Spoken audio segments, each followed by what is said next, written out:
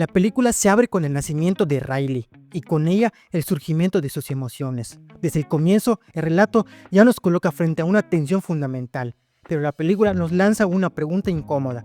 ¿Qué pasa cuando la tristeza entra en escena y nos obliga a mirar que crecer también significa perder? Quiere conservar la alegría, la estabilidad de su infancia, ese mundo donde todo parecía seguro y gobernado por la risa. Lo que organiza su búsqueda es la imposibilidad de mantener intacto ese paraíso infantil. Esa pérdida inevitable, el paso del tiempo, el cambio, el crecimiento, es lo que lo mueve la historia hacia adelante.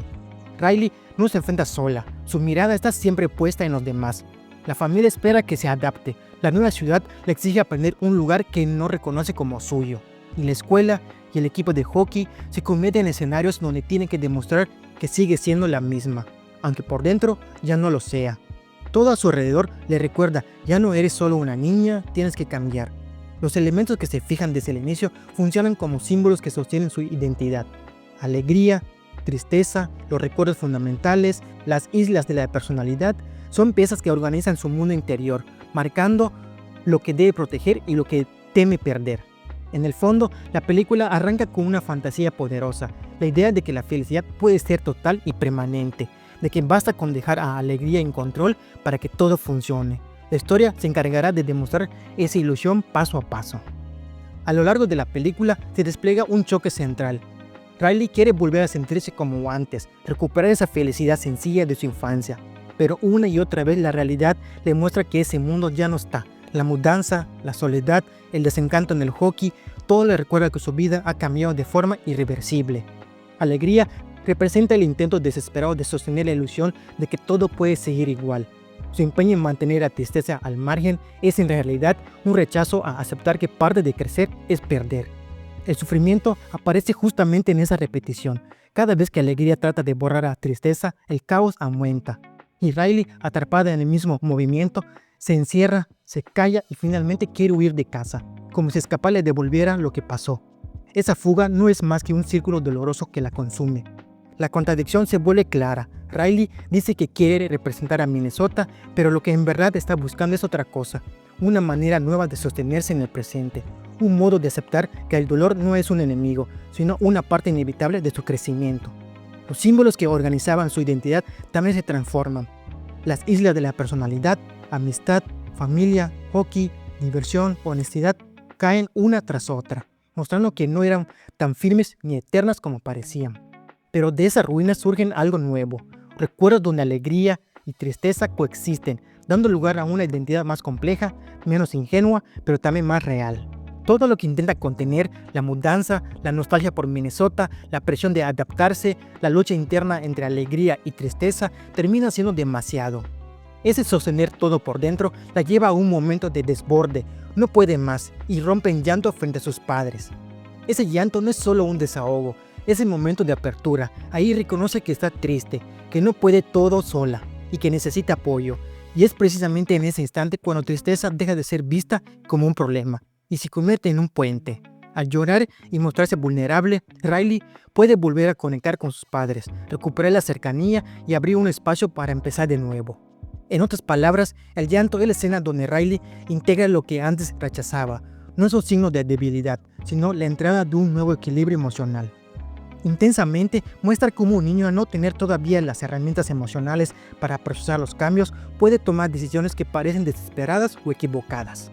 Riley pasa por esto. Se encierra en sí misma, creyendo que esconder lo que siente lo hará más llevadero. Se desconecta de lo que le gusta, como el hockey y sus amistades. Y en su punto más bajo decide escapar de casa, convencida de que huir es la única forma de recuperar lo que perdió. Estas decisiones no son malas en el sentido moral, sino que reflejan lo que pasa cuando un niño enfrenta emociones demasiado grandes sin saber cómo manejarlas. La película lo retrata con mucha verdad. Cuando un niño no puede poner en palabras lo que siente, actúa, y esas acciones suelen ser impulsivas, riesgosas, incluso dolorosas para él y para los que lo rodean. El valor de la historia está en que muestra que esas decisiones equivocadas no son un final, sino una llamada de atención. El momento en que Riley se derrumba y llora frente a sus padres marca el inicio de otra posibilidad. Ahí descubre que compartir su tristeza no lo debilita, sino que la conecta. Dicho de forma simple, Intensamente nos enseña que un niño sin recursos emocionales puede equivocarse mucho, pero esas equivocaciones son parte del proceso de aprender a nombrar, aceptar y transformar. Riley no logra reflexionar porque la intensidad de los cambios la arrastran en automático.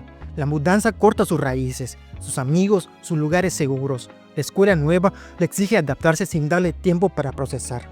Sus padres, aunque bien intencionados, también están tensos y ocupados, lo que le impide a Riley sentirse acompañada en su vulnerabilidad.